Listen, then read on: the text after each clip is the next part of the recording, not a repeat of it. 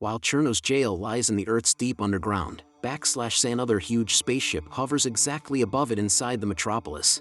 This spaceship is modeled after a dandelion and serves as a stadium for the dangerous air sport of Cosmoball. In this sport, intergalactic teams of 4 must kick the destructive ball of energy / Wave Eater 5 times to open their enemy team's goal and score a point. Fan, Natasha, and Pele, 3 talented humans, make up the Earthlings and, despite being outnumbered, they all strike the goal open with skill. The game is shown live on massive holographic screens installed all across the Earth's atmosphere, providing the majority of the populace with their primary source of entertainment. In contrast, Anton is annoyed by the effect Cosmoball has on humans. He chastises them for being preoccupied with a video game when they should be concentrating on more important matters, like finding work and fending off hunger. When everyone returns to the stadium, both the Earthlings and their present opponents, the Sarusians, manage to unlock their goal zones. Star player Stan scores for the Sarusians, giving them a 1-0 advantage over Earth. The Wave Eater is actually a creation of Cherno's. Cherno successfully sabotages the transfer of another Wave Eater to the playing field, tossing it instead in the direction of the machines.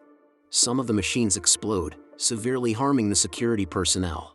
As a result, Bello, the lead commissioner for Galactic Cosmoball, had to temporarily suspend play to address the players about the unforeseen technical difficulties. As soon as the ball enters the field, the guards take back control of the Wave Eater, and play continues as usual.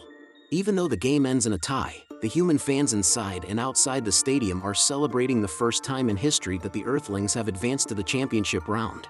However, Cherno screams in despair as he watches his masterpiece disintegrate into pebbles. As darkness falls, Anton visits his ill mother at home. As he investigates, he discovers that his mother has been dishonest about their stock of necessary medications. Anton hastily goes to the drugstore, where he meets a young lady named Anya. They break into the drugstore to take some food and medicine, but the alarm draws the attention of the police. Captain Vasily of the police department and another officer chase after them. While Anya is safely hidden, Anton fools the police into thinking he has surrendered alone. By diverting their attention, he buys himself some time to escape. Anton, in a panic, runs in front of a speeding car and gets hit. Vasily investigates the truck's front and discovers the stolen medication has been strewn all over the floor. They stumble out of there, oblivious to Valaya's smug smirk as she drives off in the vehicle while they leave in disarray. After some time, it becomes clear that Anya is actually Valaya, the person who has been shadowing Anton. Anton's first use of the protogene and his teleportation ability is an uncontrollable jump a few kilometers away from where he was before his fear activated it. Valaya, posing as Anya, entices Anton to her basement by highlighting their shared distaste for Cosmoball and desire to care for ailing parents. Anton listens carefully, unaware that Anya is ripping out a few hairs to extract some of the protogene from his DNA. Anya collects her father's hair and delivers it to him. But because of the low dose, the protogene hardly reacts. Anton returns home and is taken aback to find Bello and his Earthling team members already there. Bello validates Anton's teleportation skill and suggests adding him as the team's 4th Earthling player. Anton politely declines by explaining that he does not like Cosmoball and must stay home to care for his ailing mother. Natasha jumps in and demands his approval in exchange for curing his ill mother. They shake hands after she has convinced both Bello and Anton. Anton is whisked right away to the stadium ship, where he takes in the sights in awe. Bello collects some of Anton's DNA during the physical so that he may program his own Sputnik, a droid that will act as his companion and equipment during the games. Every member of Earth's team has their own personal Sputnik that's tailored to their build. Anton has some initial difficulty mastering his teleportation powers, but he quickly gains mastery. In a short amount of time, he is able to adapt to his new powers, allowing Bello and his Earthling team to watch a phenomenon they have never seen before. Bello, clearly contemplating the matter at hand, tells Anton to play the first 2 games the next day and then get back to training. After that, Bello and Natasha leave to discuss a potential treatment for Anton's mom with the Galactic Council. The Council laughs at the idea of aiding Anton and his mother with the intergalactic virus, but Bello is adamant about keeping their end of the bargain. After witnessing Anton on the first day of training, he considers him to be the most talented athlete. Natasha spends her free time with Anton and constantly professes her love for him, which leaves Anton perplexed. On another note, Valaya, who has shapeshifted as her other identity Anton, becomes interested in Anya since she and he both want to discover a treatment for her father's illness and hate the game of Cosmoball. She uses Anton for her own gain by handing him a pod filled with poison that might wipe out the stadium ship and put an end to Cosmoball forever. Natasha and Anton's Sputnik had arrived on the site to pick them up. Anya kisses Anton on the lips and puts the pod onto his hand before they leave, but Anton's Sputnik is skeptical of her the whole time. As they go back to the stadium ship, Anton's fascination with his Sputnik deepens. Natasha explains to him that Sputniks alert their owner to danger and, depending on the severity of the threat, switch into battle mode. The next day, another Cosmoball match will begin. The toxic pod escapes detection no matter how thoroughly it is examined. As game time approaches, the Earth squad can. Anton, who is handling the toxic pod with caution, manages to trap it under his glove. Anton takes the glove off while he has a conversation with his Sputnik. And Anton squishes the toxic pod with his hand, spilling its sap all over the ground of the stadium ship. Anton follows Anya's orders without batting an eye and strolls off to the waiting area. Anton is greeted by the cheers of the enthusiastic crowd as the competitors enter the field. Back at home, Vasily and his mom watch the game together, and she seems better than ever thanks to the drugs she's been taking. The game is about to begin, and the participants are soon to take their places. Anton, on the other hand, just sits there and doesn't care about the game at all, so the spectators label him a quitter. Bello stops the action to call for Anton and try to reason with him. He takes Anton on a tour of the stadium ship and explains to him that Cosmoball is much more than a game.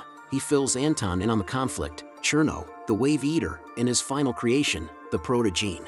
When pressed further, he tells Anton that he is able to give his fellow Earthlings hope by virtue of his athleticism despite their dire circumstances. When Anton realizes the seriousness of his mistake, he rushes back to pick up the deadly pod he dropped, only to discover that some of it has already leaked into the ship's stadium. He returns to the field and yells that the stadium is contaminated, but his warnings fall on deaf ears. Thankfully, Bello notices him and acts promptly, putting ice on the afflicted region. As the poison spreads, the stadium ship initiates an evacuation in an effort to safeguard the spectators. When the Wave Eater sped towards Natasha, she came to the rescue of the remaining trapped spectators. Anton notices this and rushes to her side just in time to save her from the Wave Eater's impending destruction after the athletes kick it 5 times. His head hits the Wave Eater and he blacks out, but he comes to shortly thereafter. Then, he walks down to Anya's basement to confront her, but she surprises him by revealing her true identity as Valaya and telling him she admires him. Still, she is dissatisfied that he didn't destroy the stadium ship entirely, so she begins to gather a moderate amount of Protogene in his DNA before leaving him comatose. Once Anton's Sputnik detects danger, it immediately begins searching for him. Anton's Sputnik finds him unconscious and links to him, eventually depleting itself to heal his wound. Simultaneously, Cherno purchases the Protogene from Valaya and sets in motion his plan of escape. Cherno calls forth another of his inventions, a huge dog-like beast, via the Protogene. He fuses with the beast, assuming complete command, and employs it as a starship. With the Protogene he has on him, he may also teleport away. Anton comes to after some time has passed and notices Natasha and Bello by his side. Bello hears Cherno calling his name from within the same basement. Because Bello is Cherno's inventor, he is the one Cherno specifically asks to work alongside him. When she hears this, Natasha starts to feel perplexed. She confronts him with her inquiries, but Bello brushes her off. They, the Sarusians and Amazons, meet outside and have a brief run-in with Cherno as he teleports away from Earth. While Bello updates the Galactic Council, the athletes maintain citywide patrols. Additionally, he lets everyone in on the secret of Cosmoball, which has been kept under wraps until now. They find out that Cosmoball is actually a battle, and that the stadium ship is meant to save Earth from being destroyed. As his mother returns home to inform him that the athletes are departing for the war against Cherno, a tired and despondent Anton lies down in his embrace of his Sputnik. His mother turns to reassure him, explaining that everyone makes errors here on Earth, but that there are also brave individuals who work hard to right their wrongs. At the same time, Bello is having a meeting with the Galactic Council to discuss their strategy when Natasha walks in. That which Natasha heard continues to bother her. She keeps pressing Bello for an explanation as to why Cherno called him his creator. Because of his obligation to her as a fellow scientist, Bello has no choice but to tell her that Cherno is his worst professional failure. He believes Cherno was modeled after him. He was wrong to assume that Cherno would help him much like the Sputniks. He's emotionally invested in him, but he hasn't figured out how to direct those sentiments. The events of the Cosmic War 20 years ago can be traced back to the disagreement between Bello and Cherno, which led to Cherno's exile. At a distance from Earth, Cherno readies his ship to launch his Wave Eaters. They are reunited, and he tells Valaya to do anything she can to keep the athletes on Earth. As Cherno launches another wave of wave eaters onto Earth's surface, the massive fight begins. Fan, Pele, and the rest of the Sarusian and Amazonian forces also position themselves strategically outside the city. They repeatedly kick and toss at the oncoming wave eaters in an effort to land all 5 strikes. On the outside, under Bello's direction, the ships of the Galactic Fleet laid a trap for Cherno and his ship. To the horror of Bello and Natasha, Cherno single-handedly disarms the trap and sinks the ships. They're still after Cherno and using the stadium ship to do it. During the process of eliminating the wave eaters, the athletes start to feel exhausted. Stan is about to overheat, and Fan was hurt when she was struck by the wave eater. Not deterred, they go along. Their lightning-fast blows cause some of the city's buildings to collapse. Anton sits up and sees what's going on, and his reaction is one of alarm. He and his Sputnik had an in-depth conversation during which he expresses his deepest feelings. After some while, Anton gives his Sputnik the name Mowgli, which seems to have the desired effect. In order to help Fan and Pele, Anton leaves the house. He rescues Fan, who was hurt, with the help of other Earthlings. Residents of Moscow, including Anton's mom and Vasily, who are romantically involved after spending time together, take refuge from the falling rubble. 2 wave eaters, flying in formation, are speeding in Anton's general direction. While he successfully strikes the first, he is pulled to the ground by the second he did not see coming.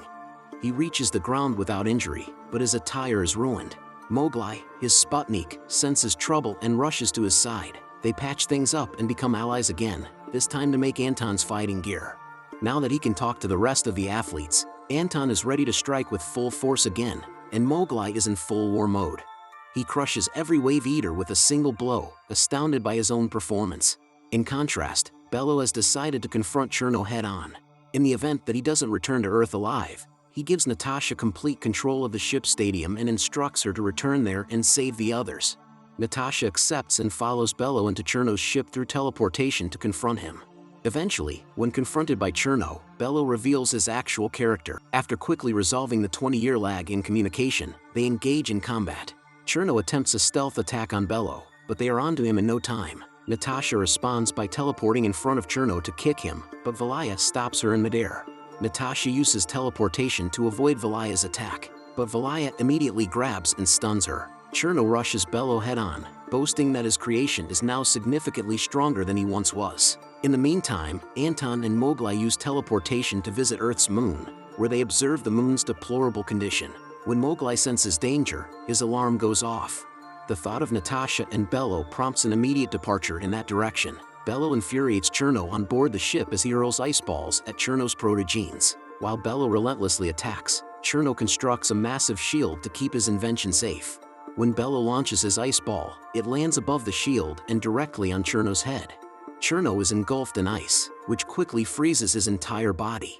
Valaya assumes the guise of Natasha and stuns Bello after his repeated blows break the shield and nearly freeze Cherno's whole generation of protogenes. As of right now, Valaya is in the driver's seat. She has defeated Bello and Natasha and is on the verge of destroying the ice that has been encasing Cherno. Cherno manages to release himself and then uses his elastic equipment to suffocate Bello. After saying his goodbyes, he raises a knife to kill him, but Anton intervenes just in time. Anton uses Valaya as a hostage to get Cherno to let go of Bello. It's as if Cherno thinks Anton can't kill Valaya, so he approaches in his direction and dares him. He says Valaya was never meant to be perfect, and then he stabs her in the stomach. Anton is pushed hard into the ship's interior by Cherno's blade, preventing him from teleporting out of his predicament. Bello barely succeeds in distracting Cherno as he drops a bead of ice on the ship to try to nullify its power. Cherno, ever the villain, points his improvised spear at Bello, stabbing him to death.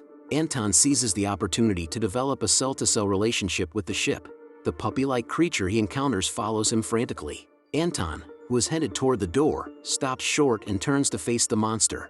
The wild animal stops dead in its tracks before the human. After locking eyes for a few seconds, Anton launches into an impassioned defense of himself against the creature's frightening advances. Before it realizes they're connected, it roars back at him. Anton continues to press on and attempts to calm the creature by rubbing its head gently. Quickly, he gains the creature's confidence and trust, releasing him from the ship's interior. In addition, the creature develops feelings for Anton, cutting off its link to Cherno. Cherno struggles against it and declares, "I am the master," but the creature stops paying attention to him. He is violently thrown from the ship and dropped onto a giant ball of hot gas, where he instantly burns to death. The moment Natasha is freed from the trap, she feels herself regaining physical control. Together, Anton and Antona return to Earth via teleportation. People on Earth are sick of being a secret and want to come out of the woodwork. Because of their newfound resolve to live, they band together to defend humanity. With Vasily at the helm, they move into position to engage the oncoming Wave Eaters. But after Cherno's defeat, everyone freezes in place. The citizens of Moscow, confident in their victory, shout their approval. Over time, Natasha's leadership improves the city for the better. The power of the last of the Wave Eaters has been used to revitalize and enhance life on Earth. A time for Earthlings to live, not merely survive, is what she emphasizes in her speech. Everyone on Earth watches it and respects Belo's ultimate sacrifice. After Natasha's speech, Anton's mother, new stepfather Vasily, Mowgli, and the creature Anton now named Kid all reunite to return to Earth.